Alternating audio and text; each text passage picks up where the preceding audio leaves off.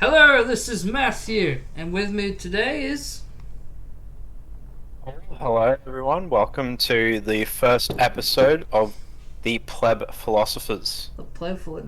Now, Paul, why do we chose bloody Pleb Philosophers? The name, or why are we delving into philosophy? You know what? Both. Let's do both. Both. Yeah. Well, alright, starting off with the name, me and Matthew had a bit of time to think about that. And to summarize it, I think it sort of encaptures who we are and what we do. We're two plebs talking and discussing about philosophy. Yeah, we're just So, a bunch of grunts, no real philosophical, academic degrees ground. or anything, or publishing of papers and all that crap. I mean, we're just some ordinary blokes who love wisdom. Ain't that right? Yeah, I think that leads into the second point of why we do philosophy and why we're doing this now is because I personally have seen a lot of modern philosophers, and philosophy really just focuses on the academic aspect and of previous philosophers, and it's really just become more of a bookworm environment. It's not something which the average person is interested in doing, or very standoffish. If someone says philosophy nowadays, you just think of a bunch of people talking nonsense that's not very applicable in day-to-day life, which I don't think is the case. So that's why I've chosen to do this. Make you feel a bit guilty. You look at my library full of philosophy books. I got me a bit of Plato, Aristotle, Seneca. I've got the works. You don't have a bachelor's in philosophy, do you now, No, Matthew? no. Well, they're forced to read the bloody books. I find it entertaining, but like, I get what you at. I mean, back in the day, it was philosophy was made with your average Joe. It was made to improve lives. It was basic. It was in the very definition. Lover of wisdom. That was it. Nothing else. Just basic. But then as in time, things progress and complicate and warp over time into now what we have today, which is definitely reserved for the more academic. Yeah. That basically sums it up. Yeah, I agree, and it's not to say that the trend towards the more academic side of philosophy is a bad thing, because it means we have a lot more literature and a Yeah. lot more written aspect of it. Yeah. But it also means you probably won't find any philosophers throwing chickens at other people. I love to do that good old Diogenes. Oh, Yeah. I'd pay to see that. Yeah, you could be given the most influential lecture in the world, and you see a giggling little asshole behind chucking bloody chickens. You don't see any philosophers doing that other than just good old Diogenes. And that's the beauty of it. It's really broad. There's a lot of things that has happened in the past, which we don't see nowadays. Or at least I haven't seen a philosopher throw a chicken at someone on stage. To another Yeah, philosopher. you never know. You give me some ideas. Perhaps in the future. But we have pleb philosophers. Don't just limit ourselves to just philosophy now, do we? We love our politics, love our history, don't we? As well as societal as well. Alright, Yeah, where do we start? That is why a good are you question. personally into politics and history? I would say, Matthew, I've always just had an interest in those types of areas. Just starting with history, I've always enjoyed knowing what has happened as humanity as a whole, whether it be in Europe or Asia, how everything was colonized a bit closer now, and further back, how we spread across the planet. I've always found that very fascinating. And philosophy, which is heavily involved about thinking, it kind of covers all of that. So it's natural that eventually I'd come across it and contemplating the existence of life, the meaning of everything, it's hard to not delve somewhat into philosophy if you Well, follow I a bit of mean, history. I've heard a lot of commanders also delve into a lot of philosophy themselves, and even scientists. Because from what I have heard and from my own understanding, almost every subject known to humanity, philosophy has had a hand in it, hasn't it? You can trace the root of everything to philosophy: maths, science, language, logic. Well, and that's because philosophy is a very broad topic. I'd say that's maybe why it's got its tendrils and everything. Oh yeah. So what about yourself, Matthew? Why have you got such an interest in philosophy? I love philosophy because I'm a questioning bastard. You give me something, I'm gonna question it. I always like to know why things happen, why things work. Why do we think this? Why do we think that? Why? I love it. I love it. And it's just the fact that philosophy is so prestigious too. Yeah, it may not get you the ladies, but it's pretty goddamn prestigious. Knowing that it's a subject thousands of years old and still highly relevant today. Without philosophy, we're nothing. At all. Aren't we? I mean, that is leading to a different point on how useful philosophy actually is. And I think before we can even sort of answer that, or really talk about finding that answer, is I think we should quickly talk about what philosophy is, like the definition. So maybe provide our own personal definition is a good idea, but I'm also just gonna quickly get a dictionary definition from Google Yeah. to summarize. So one definition is the study of the fundamental nature of knowledge, reality, and existence, especially when considered as an academic discipline. See, that's more the modern. That is the Sort of modern thing, I mean- definition. I mean, you could literally tell from the Greek words: philo, lover; Sophie, wisdom. It's literally in the words. That's it, and because it's really derived from them as well, that's where, in our case, the term comes from. But it's like you said, lover of wisdom. So that would be another definition. Another definition, which is definitely different from the one I just said, because the word study is also very specific. Yeah. You can think about something, but that doesn't mean you've studied a topic. I reckon those are very big jumps then too, into just loving wisdom, and then studying specific principles of nature and reality and existence. Yeah. So, Completely that. Yeah. But here in Pleb Philosophers, we'll be delving into each branch of philosophy, as many as we can, in the most entertaining of ways.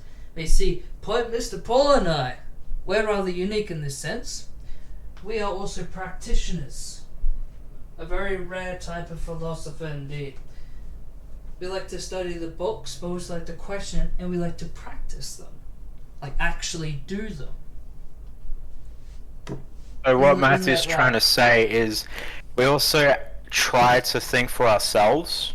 We don't just draw inspiration from the books. Yeah, because I've spoken to many philosophers and they always tell me, Matthew, do not fall for the philosopher's trap. I'm like, what the bloody hell do you mean by philosopher's trap? I'm like, well, you just stuck your head in books. And then that's all you ever think about in the books. And when you're debating with someone or talking with someone, is it really you talking or is it the books? I say, well, it'd be the books. That's where you got everything from. Like, exactly. It's why you need a balance of both books and of actual practical experience. And I think that, Matthew, and I think that sort of is the heart of the difference between reading what's in the books and also understanding it. Because if you're reading a book, generally you're gaining the knowledge, right? Yeah. You're not necessarily gaining the wisdom. And that kind of like to yeah. me, that beats the purpose of it. Because these people wrote these books to give you the tools, because I also believe philosophy is a tool to be used. And given that, they give you the tools and you go on about actually using them. Otherwise, what's the point? And that's it. If it's a tool, right? The book is giving you the tools, correct? Yeah, the but book is you giving you the still tools. have to learn how to use the tool yourself. Yeah. Otherwise, it's just a very intricate, lovely looking tool, which in this case, which we're talking about is the books, right? Of previous works like Aristotle, Plato. Yeah. They look great, but if you don't actually understand the meaning behind it and how to apply it or why you should apply it, then they're just ornaments. Yeah, They're exactly. not really useful either. And one huge counter argument I always hear quite a bit from the books. A lot of people say they're outdated. They're not relevant. What are your thoughts on that?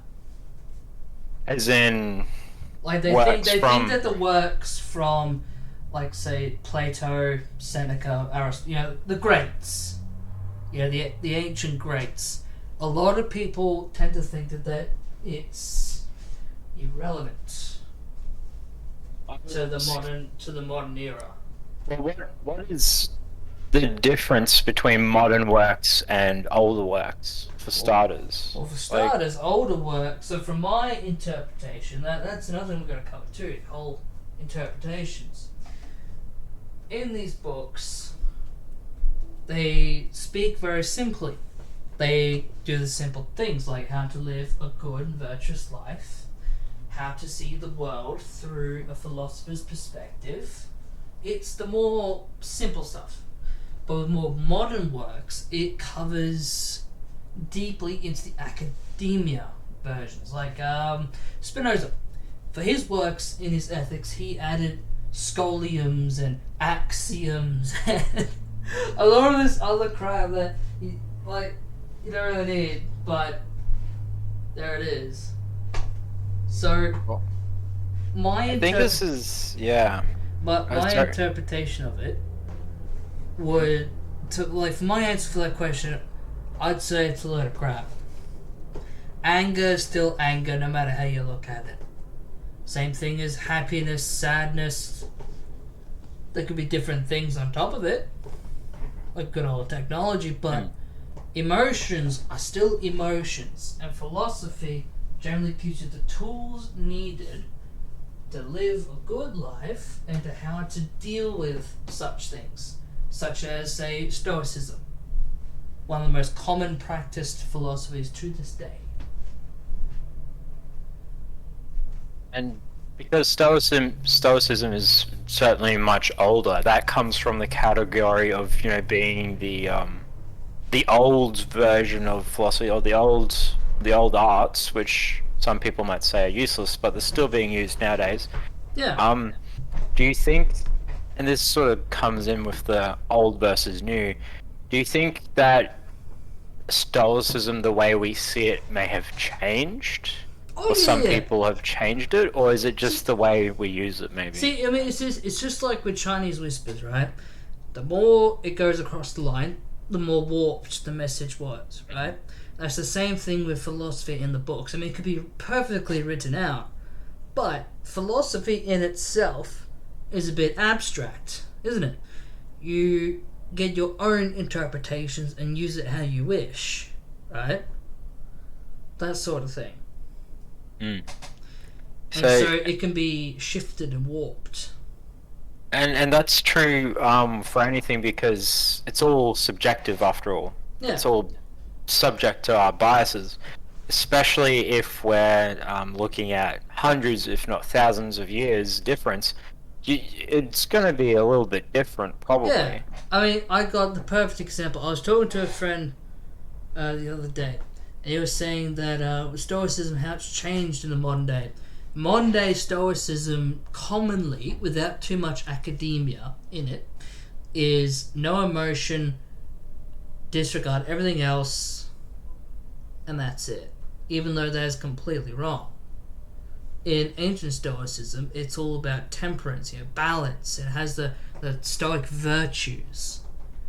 It's like everything must be in balance, even though, yes, you shouldn't be far too emotional. But you still got to be emotional because, we're humans, bloody hell. I mean, And we have emotions, we're emotional creatures. Yeah, and I think one of the things, particularly from the older Stoicism, is also a big emphasis on virtues. Yeah. So, virtue, good and evil, which we may not delve into today, which is probably for the best, is also subjective. It's biased. Yeah. And that would require you, in case of like emotions, right? Yeah. You'd need to be positive, think positively, because you can do evil things without emotion as well. Yeah. So the thing about Stoicism, right, is you generally still traditionally use it for the good of the people or yourself. You don't use it for evil, although you could use it for evil. The traditional sense, I wasn't designed for that. Yeah, no, you definitely could. Yeah. Like you said, it's a tool. It can be used for a multitude of purposes. Yeah, and that's the beauty of it. And it's just the fact that anyone can use it. No matter what intellect you are, even if you're a bit slow, philosophy is always there. Right? That's the way it was intended. That's the way it was built. And I think to go back to what we were saying earlier, is philosophy useful nowadays, today?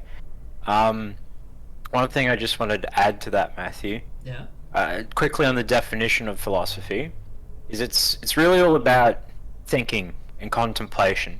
So, to make it clearer, philosophy, as a definition, is very broad, and if you start categorizing it, you're then sort of limiting it to things that could be outside of that scope. So that's why it's very hard to just give a simple answer.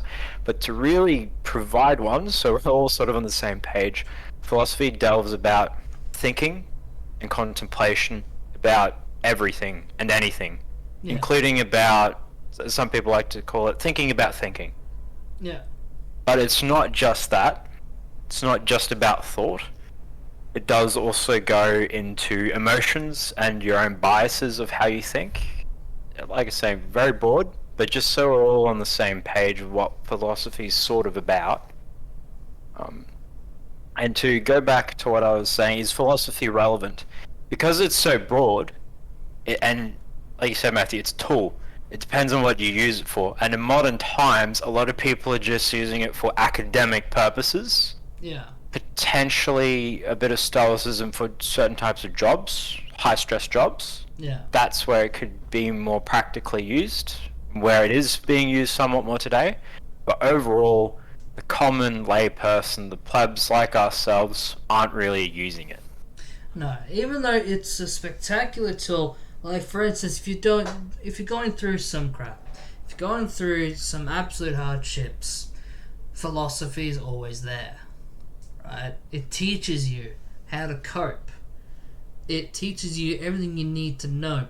It's like if you're lost in life, not knowing what to do, philosophy will refine your thinking to the point where you will become a critical thinker. Philosophy inspires critical thinking. And we need more critical thinkers in this world, that's for sure. I mean, goddamn, always on their TikToks and Instagrams and oy. And now you know why we like to talk about societal topics as well. Because we plebeian philosophers, we like to delve into more controversial things, right? We ain't some willy-nilly fellas. We're philosophers. It's what we do. The more controversial, the better. And it also means you're actually thinking about the important topics, which many people put out of their mind and just keep it in the corner. Out of, maybe offending someone or just not wanting to deal with it. So, Matthew, I have a question in that regard. So you said philosophy is so useful. Yeah. But I'm sort of like Okay, here's the question, which will sort of summarize it. Do most people use philosophy in everyday life?